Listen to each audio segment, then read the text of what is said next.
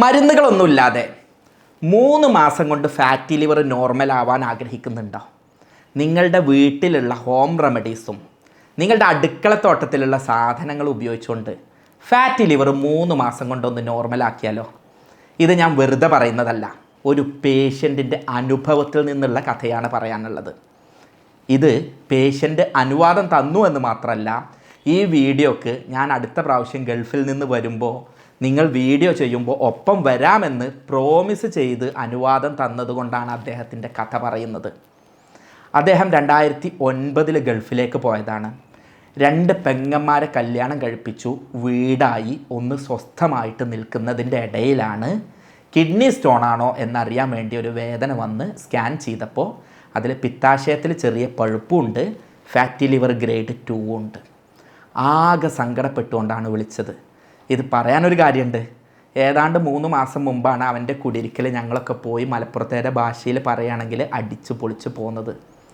പക്ഷേ അവൻ്റെ ഒരു സങ്കടം എന്നുള്ളത്, എടാന്നാണ് കേട്ടോ എന്നെ വിളിക്കാറുള്ളത്, അടുത്ത സുഹൃത്താണ്. എടാ, ഞങ്ങൾ ഈ പ്രവാസികൾ ഇങ്ങനെ ആയിപ്പോയല്ലോ, ഞങ്ങൾ ഒന്നും ഇങ്ങോട്ട് കര കയറിയിട്ട് അടുത്ത കൊല്ലം ഒരു 6 മാസം ഈ കടമൊക്കെ വീട്ടിയിട്ട് ഒന്ന് വീട്ടിൽ കയ്യും കാലും നീട്ടിയിരിക്കാൻ നേരത്തെ ഇതാണല്ലോ വന്നത് പറഞ്ഞു.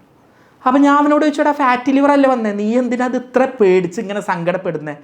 അങ്ങനെയൊന്നും അല്ലടാ, ഇത് ഇനി സിറോസിസുക്കും പിന്നെ ഷുഗർക്കും പിന്നെ ക്യാൻസർക്കൊക്കെ ഇപ്പോൾ ഗ്രേഡ് 2 ആയി, അത് ഞാൻ കണ്ടില്ലല്ലോ, ഗ്രേഡ് 3ക്ക് വരൂലേ എന്ന് പറഞ്ഞു. ഇങ്ങനെ ആകെ നിരാശപ്പെട്ട് ഇവന് ഇത് വന്ന് വല്ല ഡിപ്രഷനുമായി പോകുമെന്നായിരുന്നു എൻ്റെ പേടി.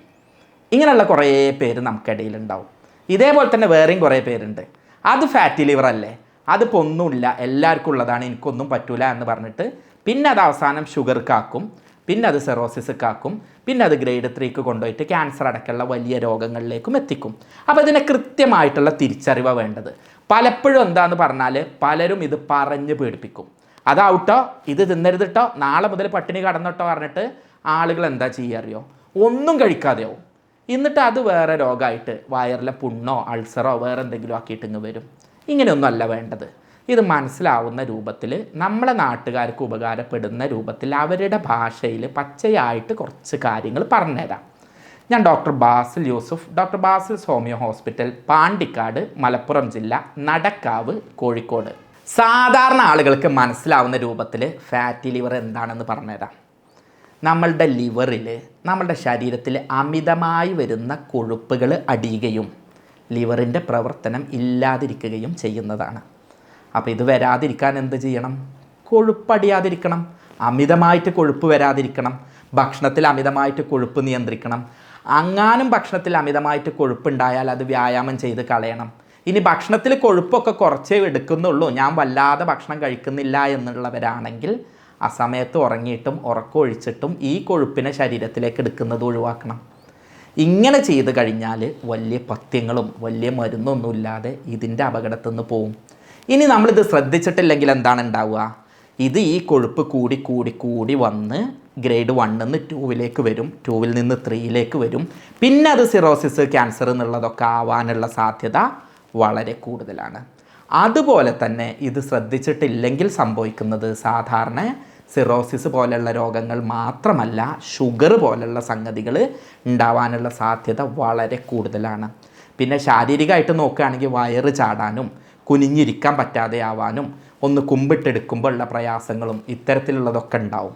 അപ്പോൾ നിങ്ങൾ വീട്ടിലിരുന്ന് ചെയ്യേണ്ട 5 കാര്യങ്ങൾ ഇന്ന് മുതൽ, ഇപ്പോൾ ന്യൂ ഇയർ വരല്ലേ, ജനുവരി 1 മുതൽ ഇതങ്ങ് ചെയ്താൽ മാർച്ച് 31 ആകുമ്പോഴേക്ക് 90 ദിവസം കൊണ്ട് നല്ലൊരു ശതമാനം മാറ്റിയെടുക്കുക. എഴുതി വെച്ചോളൂ. ഒന്നാമത്തത്, കൊഴുപ്പ് കൂടുതൽ അടിയുന്ന ഭക്ഷണങ്ങൾ ഒഴിവാക്കുക. എന്താണ് കൊഴുപ്പ് കൂടുതൽ അടിയുന്നത് ഉണ്ടാക്കുന്നത്? എണ്ണമെഴുക്കുള്ള ഭക്ഷണം, അതുപോലെ തന്നെ പോർക്ക്, ബീഫ്, മട്ടൺ, ഇത്തരത്തിലുള്ള സംഗതികൾ. 2 നന്നായിട്ട് കരിച്ചത്, പൊരിച്ചത്, പ്രത്യേകിച്ച് അൽഫാമൊക്കെ ആക്കിയിട്ട്, നമ്മൾ ഇപ്പോൾ ബീഫ് വരെ അൽഫാമായിട്ട് കിട്ടുന്ന കാലമാണ്.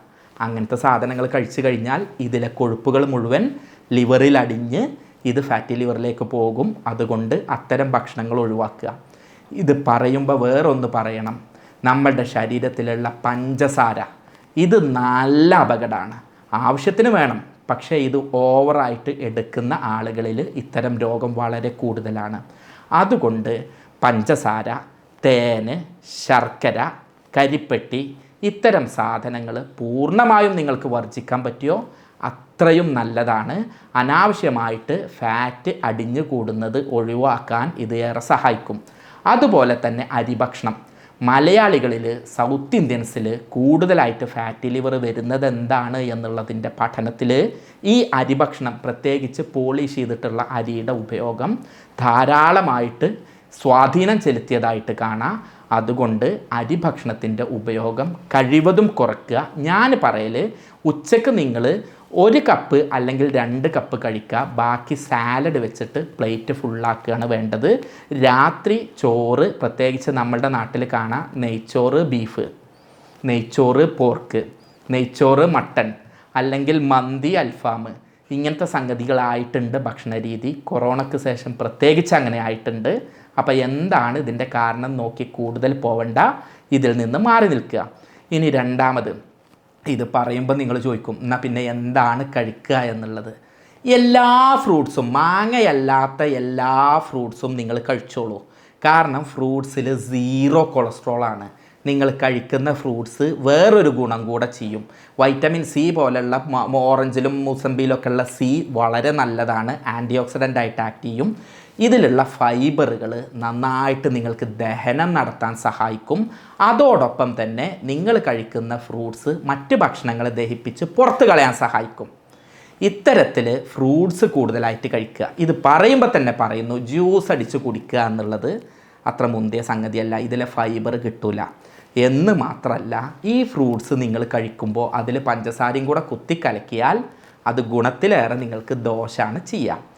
ഫ്രൂട്ട്സിനൊപ്പം തന്നെ കക്കരി, വെള്ളരി, ഇത്തരത്തിലുള്ള സലാഡ്, വെള്ളുള്ളി, ഉള്ളി, ഇത്തരത്തിലുള്ള സലാഡുകൾ നന്നായിട്ട് ഉൾപ്പെടുത്തുക.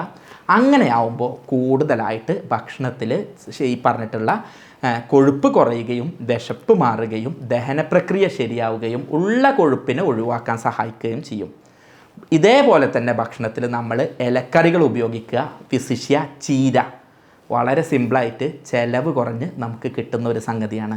ഈ ഫാറ്റി ലിവർ എന്ന് പറഞ്ഞ് പേടിച്ചിട്ട് കുറേ ഡയറ്റിനും കുറേ 30 ദിവസത്തെ 60 ദിവസത്തെ 90 ദിവസത്തെ ആശുപത്രിവാസത്തിനൊന്നും നിങ്ങൾ പോവണ്ട. നിങ്ങളെ വീട്ടിൽ വളരെ വേഗത്തിൽ കൃഷി ചെയ്തുണ്ടാക്കുന്ന ഒരു സിമ്പിൾ സാധനമാണ് ചീര.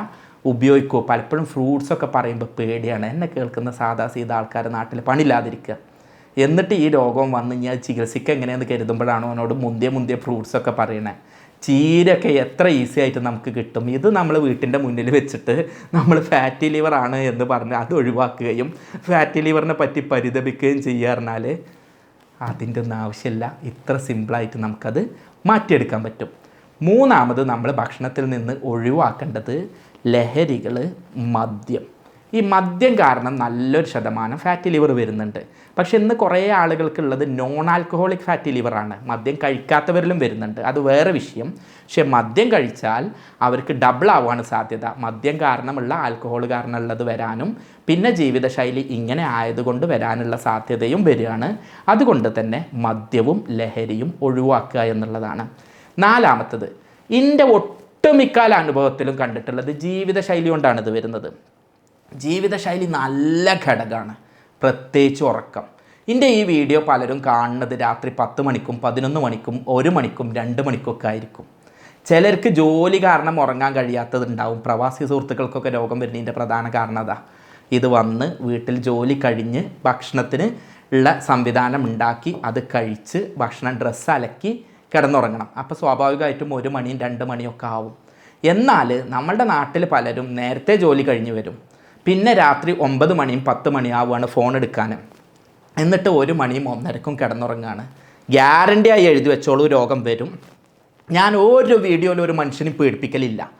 ഈ പറഞ്ഞിട്ടുള്ളതൊക്കെ ആളുകളോട് ധൈര്യമാവും, രോഗം മാറും, വീട്ടിലിരുന്ന് മാറും എന്ന് പറയലാണ്. പക്ഷേ നിങ്ങളെ പേടിപ്പിക്കണം.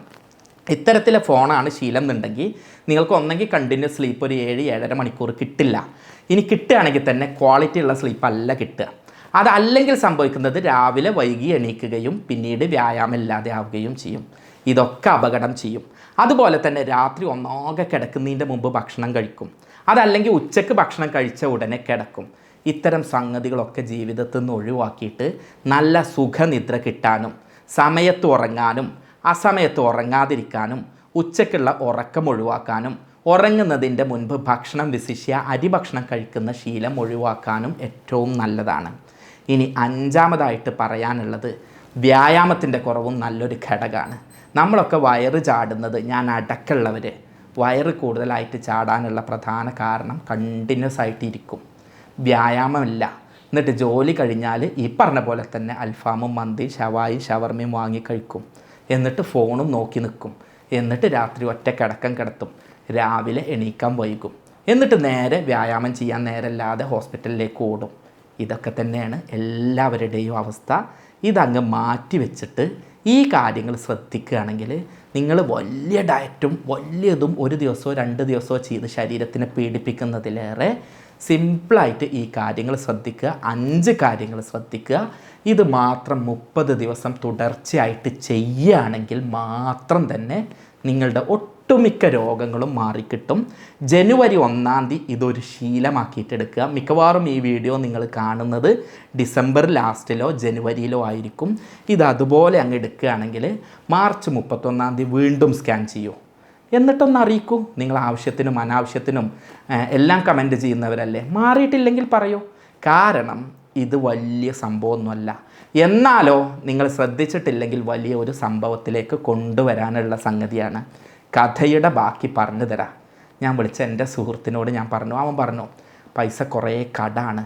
ഒരുവിധം കടം വാങ്ങിയിട്ടാണ് ഗൾഫിക്ക് വന്നത്. അതൊന്ന് ശരിയായപ്പോഴത്തേനാണ് പെങ്ങന്മാരെ കല്യാണം ഉണ്ടായത്. ഇതൊന്ന് ശരിയായപ്പോഴാണ് സ്ഥലം വാങ്ങിയത്. അതിൻ്റെ കടം വാങ്ങിയപ്പോഴാണ് വീട് വെച്ചത്. ഇനി ബാസിലെ ഒന്ന് നാടണയാൻ വേണ്ടി കരുതിയപ്പോഴാണല്ലോ ഇങ്ങനത്തെ ഓരോ രോഗം. എന്താണ് ഈ ചെയ്യാന്ന് ചോദിച്ചു. അന്ന് എനിക്ക് നല്ല ഓർമ്മയുണ്ട്. അന്ന് എനിക്ക് ഫാറ്റി ലിവർ ആവാനുള്ള മാത്രം സമയം ഞാൻ അവനോട് 1 മണിക്കൂർ 1.5 മണിക്കൂർ ഫോണിലിരുന്ന് സംസാരിച്ചിട്ടുണ്ട്. അതിൻ്റെ ഇടയിൽ എനിക്ക് ഇന്നും ആ സീനുകളൊക്കെ ഓർമ്മയുണ്ട്. ഇവൻ സങ്കടപ്പെടുന്നു, ഞാൻ പുറത്തുനിന്ന് കുട്ടികൾ ഉണരുമെന്ന് കരുതിയിട്ട് ഫോണെടുത്ത് രാത്രി വീണ്ടും സംസാരിക്കുന്നു. ഫോണിലെ ചാർജ് കഴിയണു. കാരണം ഇവൻ വല്ല ആത്മഹത്യം ചെയ്തു പോകുമെന്ന് വരെ പേടിയുണ്ടായിരുന്നു. അങ്ങനെ സംസാരിച്ച് അവൻ പറഞ്ഞത് എന്താ പറഞ്ഞാൽ, ഞാൻ നിൻ്റെ അടുത്തേക്ക് വരാം, ഞാൻ അങ്ങ് മരുന്ന് കുടിക്കാം, നിൻ്റെ ഹോസ്പിറ്റലിൽ അങ്ങ് അഡ്മിറ്റ് ആവാമെന്നാണ് പറഞ്ഞത്. ഞാൻ അവനോട് പറഞ്ഞു, മോനെ ജു വന്നോ, എന്തിനാ അപ്പോൾ ഇത് പേടിക്കണത്? എൻ്റെ അടുത്തേക്ക് വന്നാലും ഞാൻ ചെയ്യാൻ പറ്റുന്ന കാര്യങ്ങൾ നിൻ്റെ ഗൾഫിലിരുന്ന് നിൻ്റെ റൂമിലിരുന്ന് നിനക്ക് ചെയ്യാം. എൻ്റെ ജീവിതത്തിൽ ഞാൻ കണ്ട പേഷ്യൻസിൽ ഏറ്റവും അച്ചടക്കമുള്ള ഏറ്റവും അനുസരണമുള്ള പേഷ്യൻസിൽ ഒരാളായിരുന്നു അവൻ. സാധാരണ രീതിക്ക് കുടുംബക്കാരും അയൽവക്കക്കാരും പരിചയക്കാരും ഫ്രണ്ട്സും നാട്ടുകാരും ഒക്കെ ആണെങ്കിൽ മറ്റ് രോഗികളെ അപേക്ഷിച്ച് പഥ്യങ്ങൾ പാലിക്കുന്നതിനും ഡോക്ടറുടെ നിർദ്ദേശങ്ങൾ പാലിക്കുന്നതിനും അത്ര ഇതുണ്ടാവില്ല. അവർക്ക് അത്ര താല്പര്യം അധികമുണ്ടാവില്ല. പക്ഷേ ഇവൻ നന്നായിട്ടത് കേട്ടു. എന്നെ തന്നെ അത്ഭുതപ്പെടുത്തി. ഫാറ്റി ലിവർ 3 മാസം കൊണ്ട് പോയ വഴി കണ്ടില്ല. ഞാൻ അടുത്ത പ്രാവശ്യത്തെ വീഡിയോയിൽ ഇൻഷാ അല്ലാഹ് അവനെയും കൊണ്ടുവരുന്നുണ്ട്. കാരണം അവൻ ഗൾഫിലായതുകൊണ്ട് ഇനി എല്ലാ കടവും വീട്ടിയിട്ട് അവൻ്റെ വീട്ടിലേക്ക് സ്വസ്ഥമായിട്ട് വരാൻ പറ്റട്ടെ എന്നുള്ളതാണ് എൻ്റെ ആഗ്രഹം. പ്രതീക്ഷിക്കുന്നത് അവൻ ഇതിൻ്റെ താഴെ കമൻ്റായിട്ട് അവൻ തന്നെ ഇടും എന്നുള്ളതാണ്. അപ്പോൾ അത്രയുള്ള സംഗതിയേ ഉള്ളൂ. അതിന് പേടിച്ച് ബേജാറാവാനുള്ള സംഗതികൾ ഒന്നുമില്ല. അത്തരത്തിൽ പ്രശ്നങ്ങളുള്ളവർ ഇതൊന്ന് ചെയ്ത് നോക്കുക. എന്നിട്ടും മാറിയിട്ടില്ലെങ്കിൽ 30-90 ദിവസം അത് ചെയ്തിട്ട് മാറിയിട്ടില്ലെങ്കിൽ ഏപ്രിൽ 1-ാം തീയതി ഇതിൻ്റെ താഴെ അങ്ങ് കമൻ്റ് ഇട്ടോളൂ. നമ്മളൊക്കെ പറയാനുള്ള കാരണം എന്താ അറിയോ? മാറ്റങ്ങളാണ് നമുക്ക് വേണ്ടത്, മരുന്നുകളല്ല വേണ്ടത്, ചികിത്സകളല്ല വേണ്ടത്. നമുക്കൊക്കെ ഫാറ്റി ലിവർ അറിയായിട്ടാ. ഈ ഫാറ്റി ലിവർ ഞാൻ തമിഴ്നാട്ടിൽ പരിശോധിക്കുന്നുണ്ട്, ഡൽഹിയിൽ പരിശോധിക്കുന്നുണ്ട്. ഇവിടെയൊക്കെ പലപ്പോഴും അറിവില്ലാത്തവരുണ്ട്. നമ്മൾ മലയാളിക്ക് ഈ രോഗം അവൻ സ്കാൻ ചെയ്ത് വരുമ്പോൾ ഇവൻ അറിയാം എന്താണ് ഫാറ്റി ലിവർ. ഈ ഫാറ്റി ലിവർ ഉള്ള ആളുടെ അനിയനും മക്കൾക്കും കുട്ടികൾക്കും അറിയാം എൻ്റെ വാപ്പാക്ക് ഈ രോഗമുണ്ട്, എനിക്കിത് വരാൻ കഴിയും, ഞാൻ ഈ കഴിക്കണ അൽഫാം ഇത് ഫാറ്റി ലിവർക്കാണ് കൊണ്ടുപോകണത് എന്നുള്ളത്. പക്ഷെ എന്നാലും വെട്ടി വിഴുങ്ങും. നമ്മളിവിടെ മാറ്റം വരുത്തേണ്ടത് നമ്മളുടെ അറിവില്ലായിട്ടല്ല, നമ്മൾ അറിവ് നമ്മൾ ഉപയോഗപ്പെടുത്തുന്നില്ല. ഇത്തരത്തിൽ വ്യായാമം ചെയ്ത് സ്ട്രെസ് ഫ്രീ ആയി വെള്ളം കുടിച്ച് ഉറക്കം നിയന്ത്രിച്ച് ലഹരി ഒഴിവാക്കി പഞ്ചസാര ഒഴിവാക്കി ജീവിച്ചു നോക്കൂ. നമ്മൾക്കൊരു നല്ല 2026 ഉണ്ടാകും. രോഗമില്ലാത്തൊരു നല്ല 2026 ഉണ്ടാകും. അതിനാവട്ടെ നമ്മളുടെ ശ്രമം. പരമാവധി ഈ വീഡിയോ എല്ലാവരിലേക്കും എത്തിക്കുക. ഈ വീഡിയോയിൽ ഞാൻ ആഗ്രഹിച്ചത്, ഞാനൊക്കെ പഠിച്ചതുകൊണ്ട് നിങ്ങൾക്കൊക്കെ ഗുണം ഉണ്ടാവണം, അതെനിക്ക് ഫീസ് തരാതെ ഉണ്ടാവണം, അപ്പോഴാണ് ഞാൻ വിജയിക്കണത് എന്നുള്ളതാണ്. ആ ഒരു ഉദ്യമത്തിനാവട്ടെ നിങ്ങളുടെ ഓരോ ലൈക്കും ഷെയറും. സ്നേഹത്തോടെ doctor Basil Yusuf, doctor Basil's homeo hospital, Pandikkad, Malappuram ജില്ല, നടക്കാവ്, കോഴിക്കോട്.